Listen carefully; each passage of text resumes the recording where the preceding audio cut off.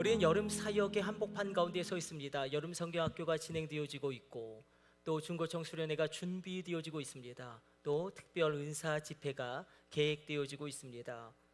오늘 설교는 그래서 강의 설교가 아닌 영적 전쟁에 대하여 이 여름에 우리가 한번 깊이 나눠보려는 주제의 설교입니다. 사실 오늘은 영적 전쟁에 대해서, 다음 주는 성령의 은사에 대하여, 또 성령님이 우리에게 허락하신 직임이 있죠. 그 5가지 직임에 대하여 에베소서 6장의 영적 전쟁, 그리고 고린도전서 12장의 성령의 은사, 에베소서 4장에 나오는 성령님이 주신 직임, 사도, 선지자, 전도자, 그리고 목사, 교사, 이것은 다 연결되어져 있는데 우리가 큰 그림을 한번 그려볼 것입니다. 끊임없이 어제 밤까지 주저했습니다. 하나님, 이 설교를 꼭 해야 됩니까? 왜냐하면 어제까지 제가 주저하고 고민했던 이유는 재미가 없습니다. 교리 설교입니다. 지루합니다. 졸립니다. 그럼에도 불구하고 오늘 이 말씀이 나를 살릴 수 있다. 내가 회복될 수 있는 길이 이 말씀 가운데 있다. 우리 자녀 일으킬 수 있는 그 답이 이 말씀 가운데 있다. 이 말씀 속에 이민족을 살릴 하나님의 능력과 권능이 있다. 여러분, 모든 견관지를 파는 하나님의 강력이 있지 않습니까? 그 강력이 임할지어다. 또 이 말씀 속에 북한을 세우고 열방 가운데 복음을 전할 하나님의 모략도 담겨 있습니다. 먼저 설교를 시작하기 앞서 한번 이렇게 말씀을 한번 나눠보기를 원합니다. 한 선교사님이 인도에 파송되어졌는데 그 선교사님의 고민은 이것이었습니다. 왜 인도, 하필 내가 선 이 땅은 왜 이렇게 가난한가? 절대 빈곤이 왜 사라지지 않는가? 왜 이 카스트 제도의 약습은 철폐되지 않는가? 여러분, 구글에서도요, 인도 사람들이 머리가 좋기 때문에 많이 채용되어졌는데 이 카스트 제도가 있지 않습니까? 그래서 막 동료를 막 왕따시키고, 그래서 큰 문제가 됐지만 시정 조치를 내려도 그것이 안 되는 거예요. 사실 인도는 우리보다 200년 빨리 기독교를 받아들였고, 우리보다 먼저 대학교를 세웠고, 우리보다 먼저 병원을 세웠습니다. 물론 영국 제국주의의 깃발과 함께 교회가 들어갔기 때문에 우리의 선교의 동선과는 전혀 다르게 진행되었지만, 우리는 일제라는 제국을 통제하기 위하여 기독교를 받아들이는, 맨 처음에는 지식인들이 받아들였죠.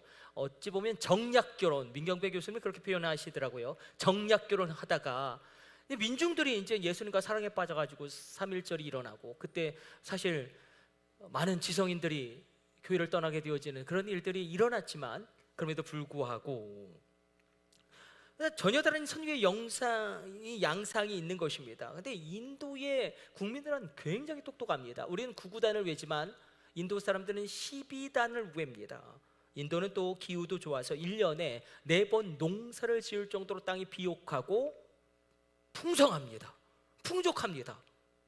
우리는 한 번 농사밖에 짓지 못하는데, 그런데 인도는 왜 이렇게 가난한가? 왜 이 절대 빈곤은 사라지지 않는 것인가? 근데 선교사님이 있던 곳에 강이, 너무나 크고 아름다운 강이 흘러가고 있는데 강 저편에 어마어마한 건축물이, 그것도 압도적이고 화려하고 아름다운 건축물이 딱 서 있는 게 아니겠습니까?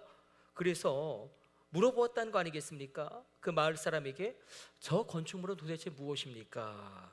그러자 마을 사람 중 한 사람이 이렇게 대답합니다. 힌두교 사원입니다. 우리 할아버지, 우리 조상들이 수백 년 전에 저기에 쓰였습니다. 그때 깜짝 놀라서 선교사님이 반문합니다. 아니, 몇백 년 전에 저 엄청나고 압도적인 건축물을 지을 수 있는 그 지식, 그 능력, 그 기술, 그 자원이 있었다는 것인데, 아니 그 지식, 그 능력, 그 자원으로 왜 강 위에 다리를 놓지 않았고 강을 따라서 도로를 닦지 않았습니까? 그때 그 안타까운 선교사님의 반문에 마을 사람이 뭐라고 대답하냐면, 강은 신입니다. 힌두교에서는 신인데 신을 어떻게 파괴하겠습니까? 신의 노여움을 무릅쓰고 신을 어떻게, 저 신이 강인데 강을 해치겠습니까? 우리가 어떻게 다리를 놓고 도로를 닦겠습니까? 뭐예요? 여러분, 영적 전쟁입니다. 보이지 않는 영역 가운데 우상에게 꽁꽁 묶여 있으면, 이렇게 보이는 영역 가운데서도 기근과 질병과 가난이 떠나가지 않게 되어지는, 보이는 영역도 묶이게 되어지는 그런 비극이 초래되어진다는 것입니다. 여러분, 성경은 얼마나 하나님에 대한 지식을 강조합니까? 하나님에 대한 지식이 없으므로 이 백성이 망하는도다. 호세아서에서 하나님이 탄식하시지 않습니까? 하나님에 대한 지식, 하나님에 대한 지식은 모든 지혜의 근본이기 때문에 부흥이 일어나고 대각성이 일어나면 반드시 학교가 세워지고 병원이 세워지죠. 선교의 역사를 바라보게 되어지면, 그러니까 영적 전쟁이에요. 제가 군종사관이 되어서 경북 영천 삼사관학교에 훈련받으러 갔을 때의 이야기입니다. 개인적으로 제가 아주 재밌는 체험을 많이 했기 때문에, 군종장교는 세계 종파에서 파송하죠. 기독교, 천주교, 그리고 조계종, 불교에서 파송하는데, 그래서 군종 목사님, 군종 신부님, 군종 법사님이 있는데, 신부님들이 워낙 술을 많이 먹어서 제가 말씀드린 것처럼 저는 스님들이랑 친했습니다. 스님들은 계속 차를 주거든요. 물고문, 계속 차를 줍니다. 물고문이에요. 근데 스님들도 유학을 갑니다. 우리도 유학을 가잖아요. 근데 유학을 어디로 가냐면 미얀마로 갑니다. 몽골 그 달라이라마 있는 데로 가고요. 태국으로 좀 잘 가는 데는 거기로 가고. 왜 이렇게 발전이 안 됐을까? 불교가 흥황한 곳은 왜 발전이 안 됐을까?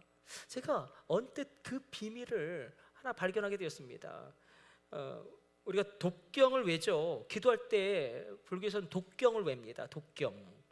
그래서 제가 한번 저희 사단에 근무하는 군종 법사님에게 물어봤어요. 수리수리 마수리, 수리수리 마수리 뭐 이런 거 있잖아요. 그래서 이게 정말 법어냐, 아니면 그냥 사람들이 만든 말이냐. 근데 이게 법어랍니다. 천수경에 나오는 수리수리 마수리 사바하, 이걸 3번을 외우면 입으로 지은 업을 씻어버린다.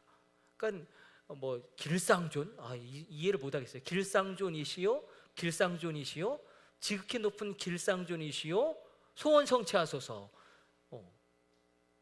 그런데 법어가 많거든요. 근데 뜻도 모르고 외우는 거예요. 제가 가장 재밌게 이렇게 했던 것은, 이 스님들도 기도하거든요. 막 2-3시간 기도하는데, 정말 제가 저희 군종 법사님이 이렇게 기도하더라고요. 이렇게 2시간 동안 기도해요. 그 불교의 최고의 경지는 무상무념이기 때문에. 근데 대다수의 불교 신도들은 뜻도 모르고 생각도 없이 주문을 외웁니다. 우리 예수님이 중언부언 기도하지 말라고 했지만, 제가 군종 목사로 있을 때에 제가 섬기던 교회가 5개가 있었거든요. 연대에. 한 교회 집사님이 남편이 그렇게 속을 썩였어요. 남편이 얼마나 속을 썩이든지. 그래서 기도에 오면 이분이 기도할 때마다 어떻게 기도하냐면 그럼 제가 막 속이 터지는 거예요.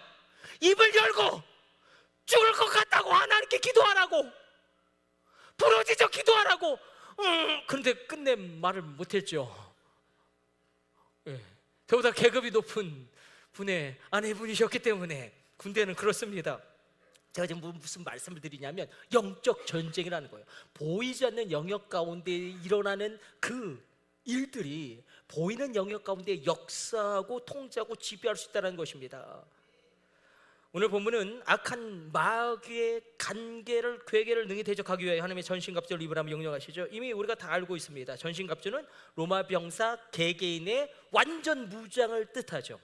말씀으로 완전 무장을 지어다, 기도로 완전 무장을 지어다. 거기에 그치는 것이 아니라, 전신갑주는 로마 군단의 전쟁 방식입니다. 집단 전쟁으로 표현되어지는, 언제나 진을 유지하죠. 그리고 항상 서로 의지합니다. 그래서 1진이 방패를 들고 있으면 2진은 활을 쏘고, 3진은 백병전을 준비하고, 4진은 긴 창을 앞으로 내밉니다. 5진은 기마병이 이제 마지막 쓸어버리려고 준비하고 있는 것이죠.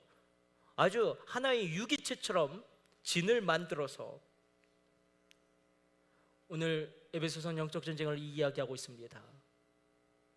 에베소서 1장 21절에 하나님의 역사하심의 단계를, 예수님의 그런 일하심의 그 영역들을 통치, 권세, 능력, 주권으로 표현하고 있는데, 통치, 권세, 능력, 주권, 잘 보이지 않지만 이런 단어들을 씁니다. 통치는 아르케, 권세는 엑소시아, 능력은 디나미스, 주권은 큐리에테스. 이것들은 영적 세계를 나타내는 단어들이죠. 영적인 세계도 계급이 있고 역사함의 다른 단계가 있다는 것입니다. 그러나 악한 사단도 하나님을 흉내내며 대적하기 때문에, 요한계시록 12장 7절로부터 악한 사단의 역사와 준동함의 단계가 나오죠. 가장 먼저는 가장 높은 단계는 사단의 역사죠. 사단은 마귀로도 불리고 옛뱀으로도 불리고 용으로도 불리고 온 천하를 꿰는 자로도 불립니다. 강력한 사단의 역사가 있죠. 두 번째는 짐승의 역사가 있습니다. 땅에서 올라온 짐승이 있고 바다에서 올라온 짐승이 있죠. 짐승의 역사는 적 그리스도의 역사입니다. 그래서 666 적 그리스도의 수, 적 그리스도의 표. 그러므로 그것으로 말미암아 경지의 어떤 영역 가운데 교회를 압박하고 성도들을 핍박할 것을 요한계시록은 예고하고 있습니다. 세 번째는 악한 영들의 역사가 있죠. 귀신들. 그러니까 귀신들은 악한 영들이죠. 타락한 천사들. 그러니까 우리가 죽으면 모든 영혼은 하나님께로 갑니다. 구천을 떠도는 귀신은 없는 거예요. 두려워할 필요도 없는 거예요. 악한 영들, 타락한 천사들이 있는 것인데, 네 번째는 거짓 선지자들의 역사가 있는데 이단들의 미혹과 이단들의 우리를 꿰는 그런 술책을 언급합니다. 그러면서 하나님을 대적하는 마귀적 삼위일체를 언급합니다. 요한계시록 16장 13절로 이제 기억나시죠?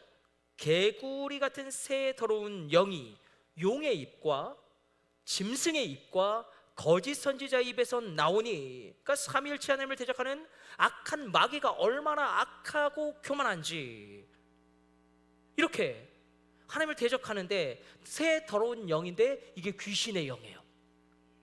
그런데 문제는 무엇이냐면 용의 입, 짐승의 입, 거짓 선지자의 입에서 나오는데 악한 사단의 준동은 그리고 입의 역사입니다. 그래서 우리가 입술에 파수꾼만 세워도 악한 사단의 준동의 상당 부분을 이겨낼 수 있습니다. 우리가 민수기에서도 살피죠. 이스라엘 백성들의 고질적인 문제는 무엇이었습니까? 불평과 원망이 습관이 됐다는 것이죠. 아, 불평과 원망도 습관이 될 수 있겠구나. 가데스 바니아 이전에 10번이나 하나님을 그렇게 불평하고 모세를 죽이려고 했던 그들 습관, 입의 불만이죠. 그래서 말만 안 했어도 2년 안에 가나안 땅으로 진격해 들어갈 수 있는데, 눈에 보이는 세계, 눈에 보이지 않는 세계가 있습니다. 지금 유럽 챔피언스 리그가 막 한창 달아올라서 4강전까지 제가 봤는데 뭐 그렇게 보진 않았고, 근데 어마어마하죠. 유럽은 이제 축구가 종교인 것 같아요. 그런데 눈에 보이는 것은 사실 한 팀이 이기고 한 팀이 지는 것이지만, 그러나 그 경기를 지배하고 좌우하는 것은 눈에 보이지 않는 영역들이죠. 선수들의 팀워, 얼마나 많이 그 경기 전에 훈련을 하고 전략을 짜고, 그 보이지 않는 영역들이 보이는 그 경기를 주도하는 것입니다. 이것만 보아도 보이지 않는 세계에서의 전쟁이 보이는 영역 가운데 얼마나 크게 영향을 미치는지 보게 됩니다. 그래서 오늘 하나님의 전신갑주를 이야기하는데, 하나님의 전신갑주는 방어 무기가 5개고, 그리고 너무 그림을 못 그렸죠. 그래도 얼마나 이거를 말로 어떻게 설명할 길이 없어서 정말 제가 봐도 그림 참 못 그렸는데 그냥 제가 급하게 그렸어요. 설교 빨리 하려고. 방어 무기 5개, 자, 공격 무기 2개가 있는데, 사단은 공격하는데 거짓과 속임수로 공격하기 때문에, 그래서 우리는 진리의 허리띠를 차야 합니다. 진리는 하나님의 말씀이고 허리띠는 기준입니다. 그래서 말씀이 기준이 되는 게 가장 안정적인 거예요. 말씀이 기준이 되면 내가 말씀의 통제를 받습니다. 내가 말씀의 통제를 받으면 말씀이 나에게 영향을 미치기 시작하고, 하나님의 말씀은 생명이기 때문에 내가 살아나기 시작합니다. 그 방향으로 나가기만 하면 끝내 승리하게 됩니다. 그러나 사단은 이 말씀의 통찰에 서지 못하도록, 말씀으로 기준을 참지 못하도록, 그래서 진리 허리띠를 우리가 차야 되는 것이고, 사단은 악한 죄의 욕망으로 나를 공격해 올 때에 내가 의의 호심경으로 나를 지키는 것이죠. 의의 호심경은 칭의입니다. 칭의. 예수님의 보혈이 나를 뒤덮었습니다. 예수님의 보혈이 나를 뒤덮었어요.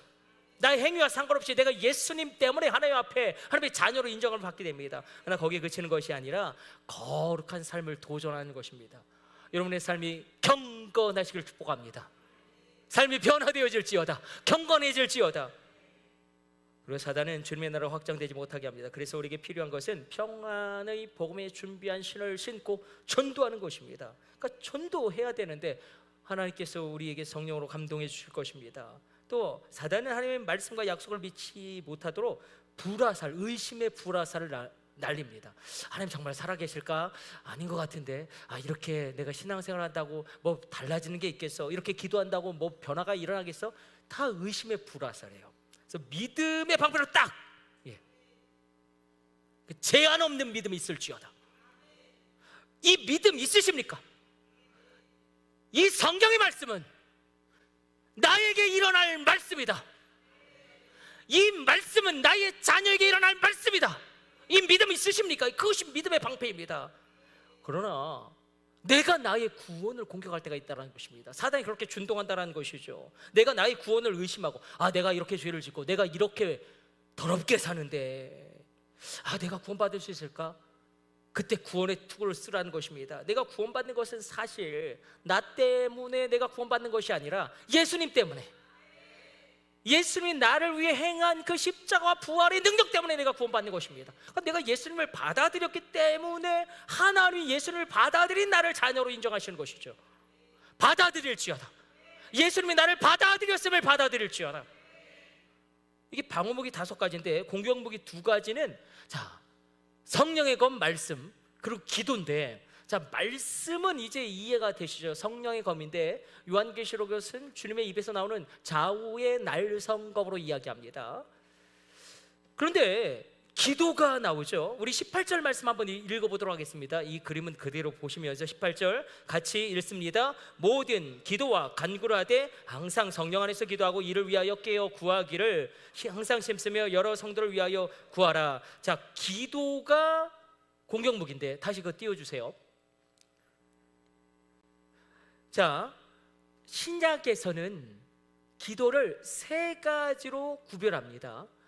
간구가 있고 기도가 있고, 이 2가지는 오늘 본문에 나오죠. 3번째는 도구입니다. 그러니까 간구, 기도, 도구가 있는 거예요. 기도의 3가지 형태가 있는데 벌써부터 졸리시죠? 일어날지어다! 잠들면 안 돼요. 간구는 자녀의 기도라고 이야기합니다. 기도는 신부의 기도라고 이야기합니다. 도구는 사도적인 기도라고 칭합니다. 신학적으로는 그렇게 칭해요. 간구는 그냥 하나님께 은혜가 필요할 때마다 주님의 지성소로 들어가 은혜를 달라고 담대하게 구하는 것입니다. 히스기야가 이 나라를 살려주옵소서 제비같이 핫같이 그렇게 부르짖었던 것처럼, 야베스가 아무것도 한 일도 없는데 주여 내게 복을 더하사, 완전 기복주의 끝판왕의 기도지지 않습니까? 복을 더하사 나로 환난을 벗어나 근심이 없게 없어서 부르짖는 기도, 하나님께 구하는 기도. 구하라 그럼 너희에게 주실 것이요, 찾으라 그럼 찾을 것이요, 문을 두드리라 그러면 열릴 것이니. 일단 기도하면 하나님이 기도의 제목을 바꾸시든지 아니면 다르게 응답하시든지. 그래서 간구의 기도가 반드시 있어야 한다. 자녀의 기도다, 담대한 기도다. 그러나 이 간구에서 기도로 들어가게 되어지면 신부의 기도죠. 깊은 교제를 하는 거예요. 하나님과 마치 친구처럼, 아니면 신부가 신랑과 대화하듯이. 요즘 부부 사이가 별로 안 좋으시죠? 아니군요. 제가 잘못 말씀드렸습니다. 그러니까 주님, 그 인간이 이렇게 제 속을 다 긁어놓았습니다. 어떡합니까? 그 원수 같은 그 인간이 교회만 가면 맨 앞에서 아멘 아멘하고 손 들고 찬양하는데 미쳐 죽을 것 같습니다. 그리고 우리 삶에 원수들이 있어요. 그냥 하나님 앞에 내 마음을 토하면, 내 마음을 하나님 앞에 토해놓기 시작하면, 그러면 어떻게 하냐면 나의 더러운 것들은 다 하나님께 쏟아짐으로 말미암아 하나님의 선한 것들이 채워짐으로 말미암아 이제는 하나님의 마음이 내 마음을 채우기 시작합니다. 그래서 하나님이 시키시는 기도로 들어가죠. 도구는 중보기도예요. 사도적 기도라고 이야기합니다. 마치 베드로가 은과 금은 내게 없거니와 내게 있는 것으로 너에게 주노니 곧 나사렛 예수 이름으로 걸어라 명령하고 선포하는 것이죠. 큰 산은 무너져라, 하은이는 좋은 배우자를 만나라.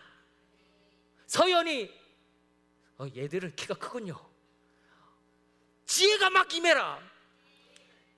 다 키가 크군요. 우리 아이들은 막 키 커라 막 이렇게 선포하면서 담대하게 기도하는 것입니다. 모든 상황과 사건과 조건을 향해서. 그러면 이 곡조 있는 기도가 바로 찬양이거든요. 찬양에는 영적 전쟁의 신비가 담겨져 있습니다. 골로새서 3장 16절로 이렇게 기록되고 있습니다. 그리스도의 말씀이 너희 속에 풍성히 거하여 모든 지혜로 피차 가르치며 권면하고 희와 찬송과 신령한 노래를 부르며 감사하는 마음으로 하나님을 찬양하고. 일단 그리스도의 말씀이 나오죠. 말씀 있는 찬양이 강력하다는 것을 직언합니다. 거기에서 지혜가 나오죠.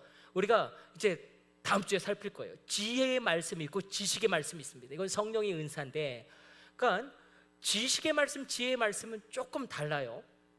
그러니까 지혜의 말씀은 본질적인 말씀이라면 지식의 말씀은 적용하는 말씀일 수도 있겠고, 또 조영기 목사님이 이걸 과거에서 현재로, 현재에서 미래로 그렇게 구분해서 해석하기도 하시죠.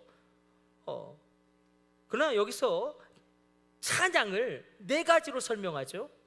시와 찬미와 신령한 노래와 찬양. 시는 헬라어는 푸살모이스인데 이건 원어로는 수금의 소리라는 뜻이 있습니다. 그러니까 악기의 소리로 찬양을 하는 것입니다. 악기의 소리, 악기를 동원해서 찬양해라. 그래서 우리 이 교회사를 보면 무악기파가 있었습니다. 무악기파.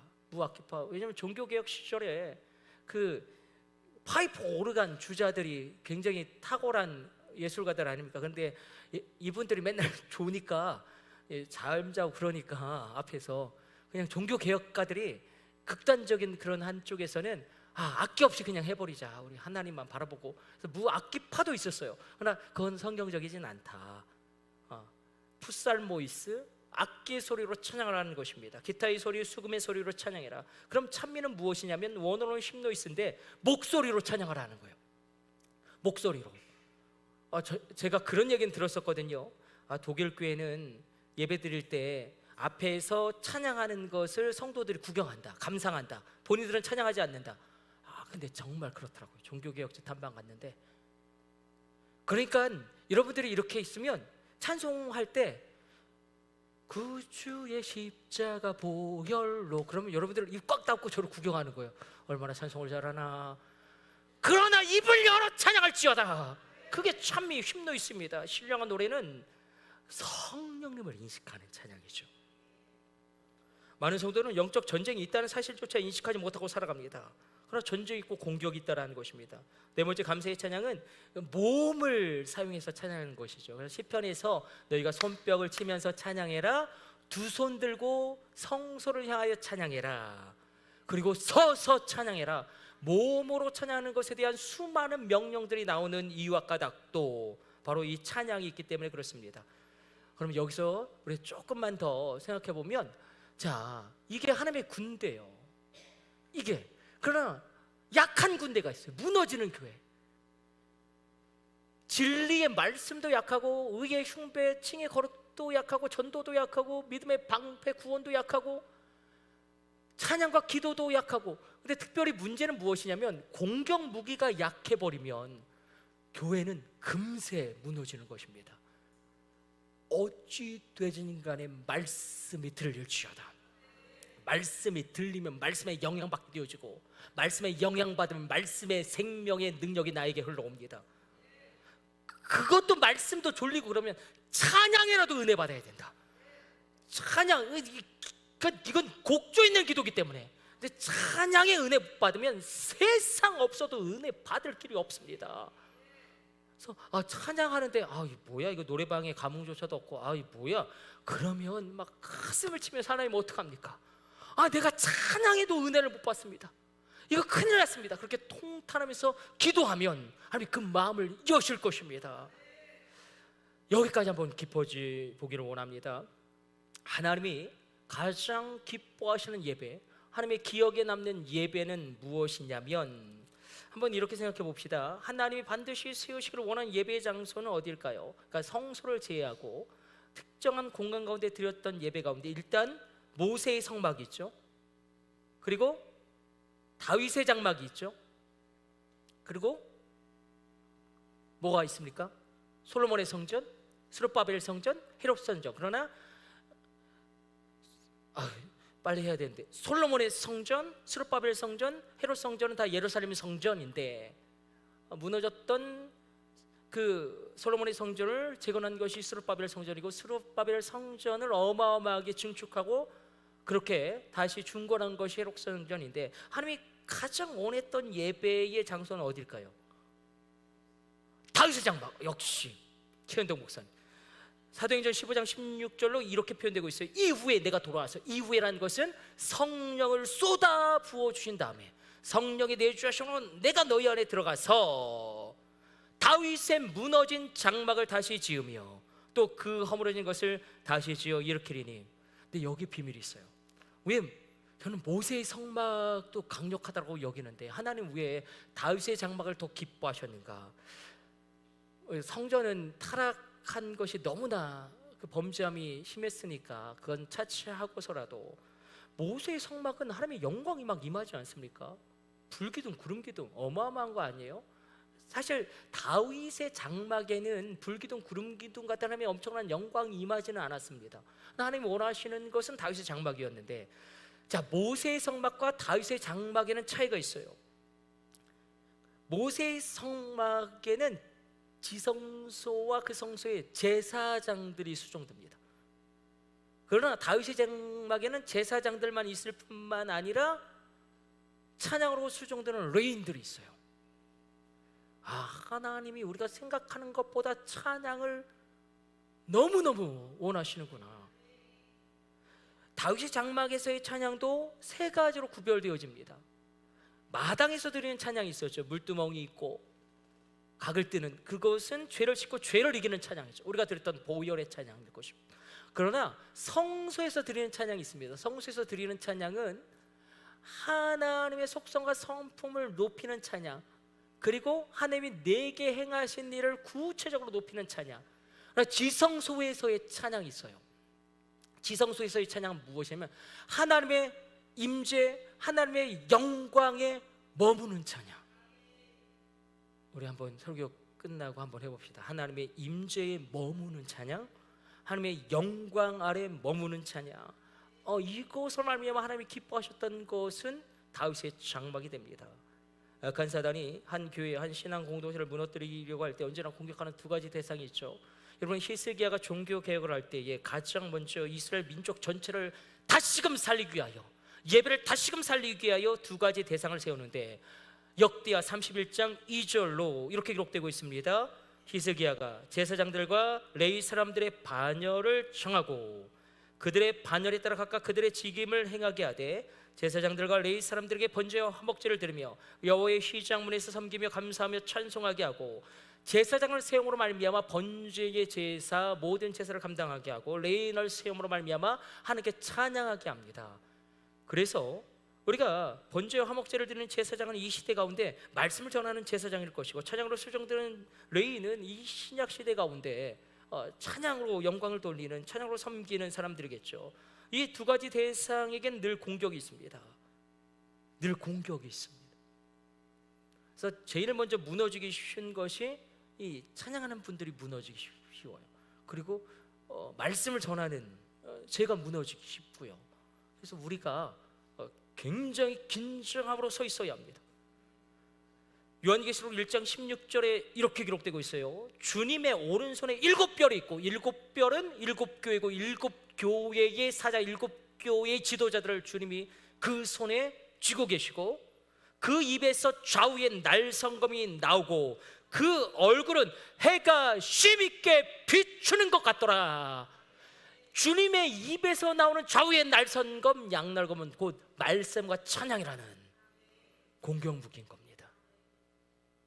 말씀과 기도라는 공격무기인 것입니다. 이렇게 말씀 한번 다시 조금만 더 나가고 우리 말씀의 정리를 나눠보죠. 마귀의 괴계, 마귀의 간계가 있는데, 마귀가 그냥 무작정 우리에게 달려들어서 공격하는 것이 아니라 마귀의 괴계가 있습니다. 5가지가 있는데, 목적이죠. 목적, 마귀의 괴계의 목적. 첫 번째는 교회를 파괴하는 거, 하나님의 구속 역사를 파괴합니다. 가정을 파괴합니다. 하나님의 창조 질서를 파괴하죠. 동성애도 여기에 악한 사단의 준동에 있는 것이고, 믿음의 사람을 파괴합니다. 하나님의 사람을 파괴하고 다음 세대를 파괴합니다. 하나님의 자녀를 파괴하고 성령을 대적하게 함으로 하나님의 일을 파괴하는데 도구가 있어요. 거짓. 아주 사단은 거짓의 압이에요. 거짓말, 음란, 그리고 중독, 그리고 문화에 아주 탁월하게 악한 사단이 영향력을 끼치고 있습니다. 사단이 준동하는 것은 분명한데 하나님의 통치가 없는 곳이에요. 하나님의 통치가 없는 곳은 무엇이냐면 예배가 없는 곳이에요. 그러니까 예배가 없으면 하나님의 통치도 없어진다. 예배가 이토록 중요하구나. 그리고 악한 영의 준동도 비슷한 방향으로 우리를 공격하는데 악한 영이 준동하는 4가지 문이 있습니다. 그러니까 이 문을 우리가 지켜야 돼요. 이 4가지 문을 지켜야 하는데 첫 번째는 가정의 문을 지켜야 됩니다. 특별히 우리가 가정에서 조상들의 악습이 있습니다. 대표적인 것이 우상숭배가 있을 수 있겠고, 관계 깨어짐이라든지 아니면 혈기, 할아버지도 열폭에, 아버지도 열폭에, 아들도 열폭에, 손주도 야 너는 좀 키가 적은 것 같다. 아 목사님이 나한테 뭐 해준 게 있는데 이러면은 4대째 혈기가 그 가정을 꽉 잡고 있는 거예요.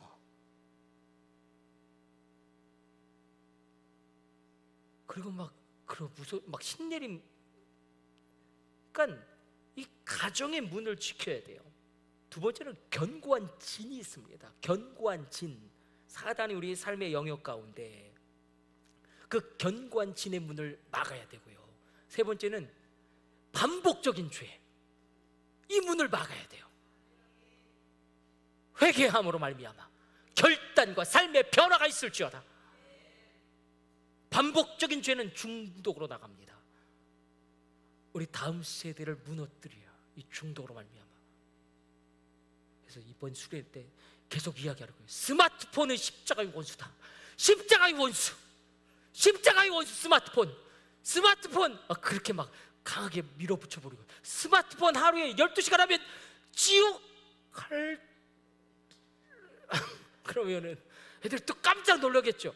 뭐 지옥은 안 가겠지만, 그러나 스마트폰 하루에 12시간 하면 지옥 이렇게 그 반복적인 죄. 그래서 결과론적으로 영적인 눌림이 옵니다. 영적으로 눌려요. 그러나 기쁜 소식은 하나님이 우리에게 돕는 천사를 예비하셨다는 것입니다.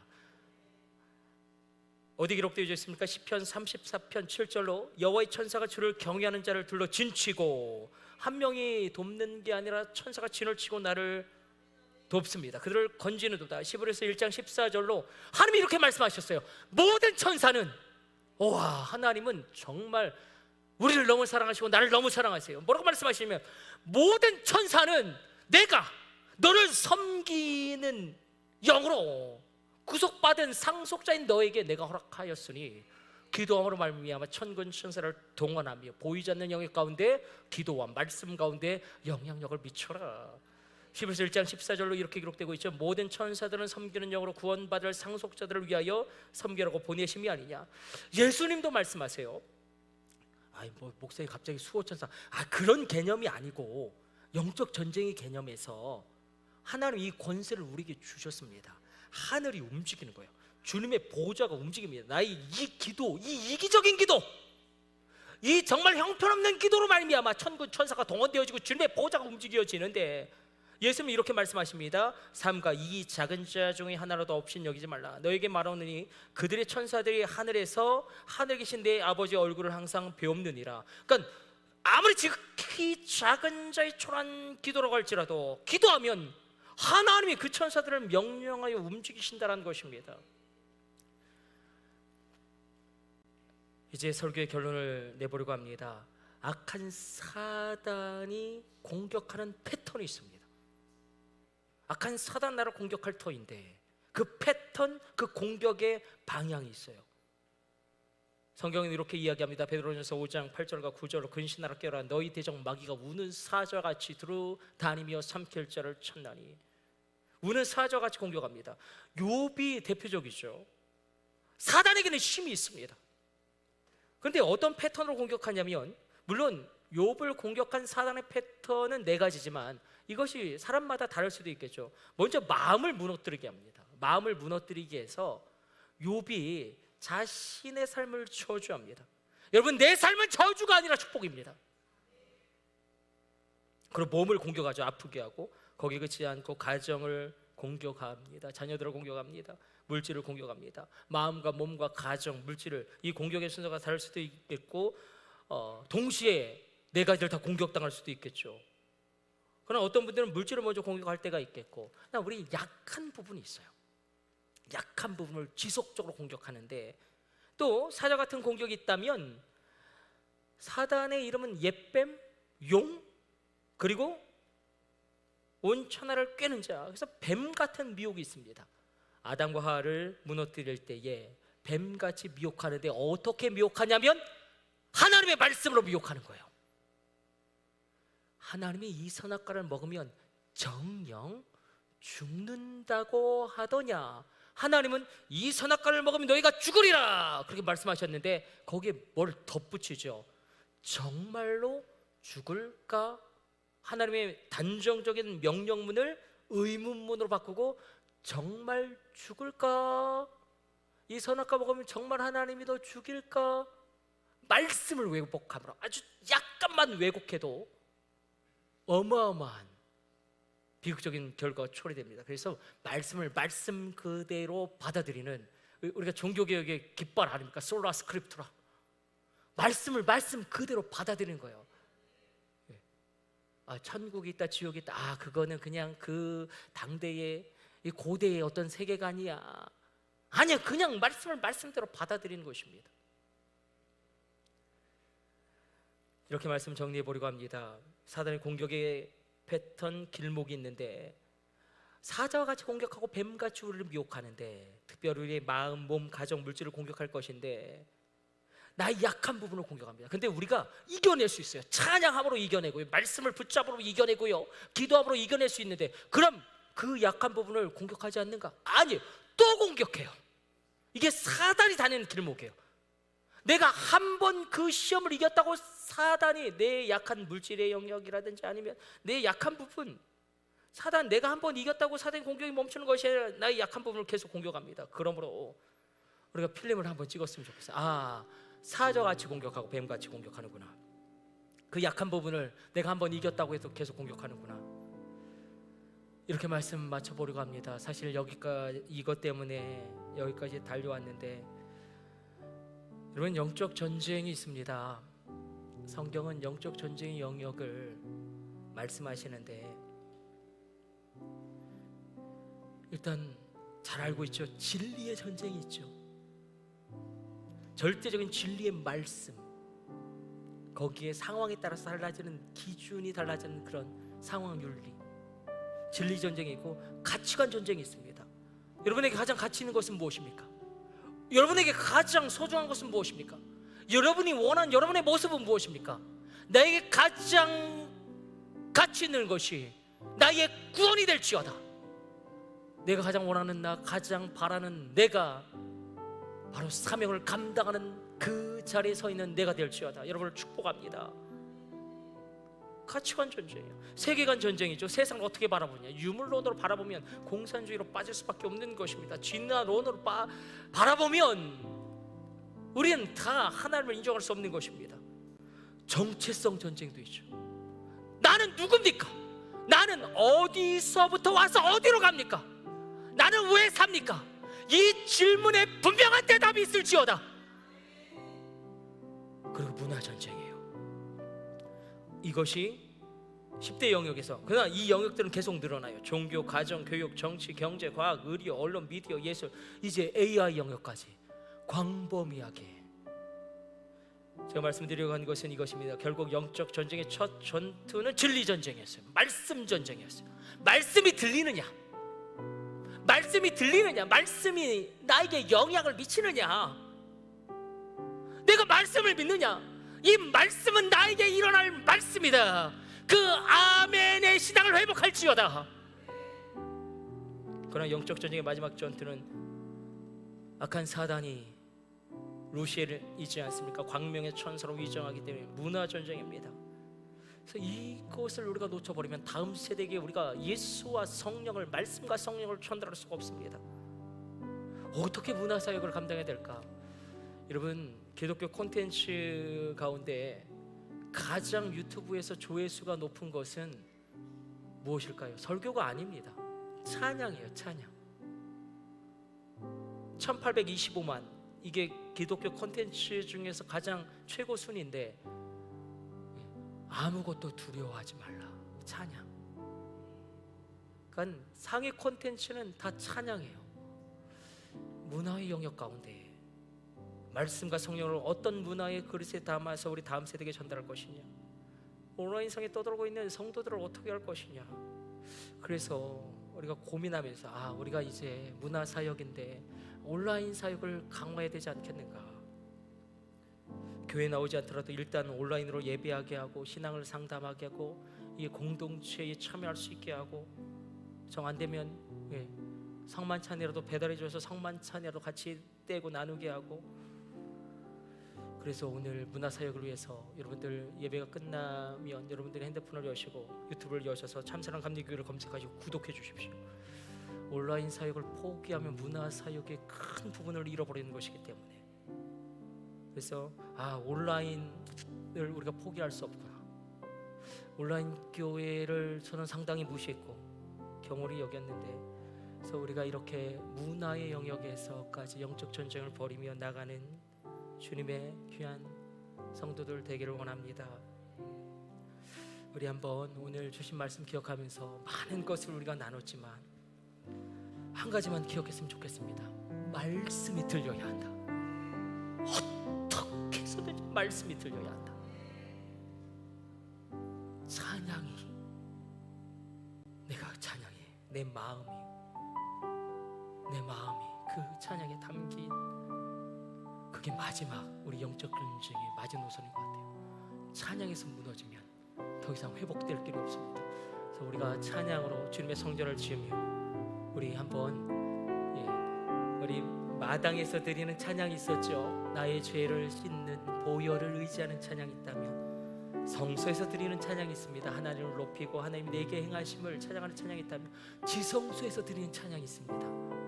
하나님의 임재 안에 머무는 찬양, 하나님의 영광 안에 머무는 찬양.